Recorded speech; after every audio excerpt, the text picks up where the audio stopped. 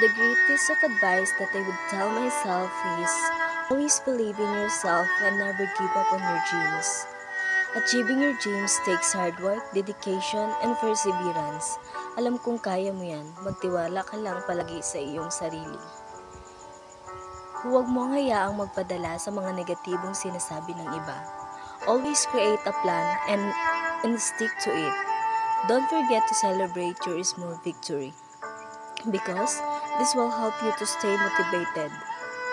Always remind yourself that you are on the right track. Alam ko may mga oras at pagkakataon na gusto mo nang sumuko. Pero kailangan man at kayanin ang bawat hamon ng buhay para marating mo ang tuktok ng tagumpay. Just keep on going, self. And also, thank you for being strong enough to face every challenges on your own. Palagi mo lang din tandaan, self, na walang ibibigay na pagsubok sa'yo si God na hindi mo kayang lampasan.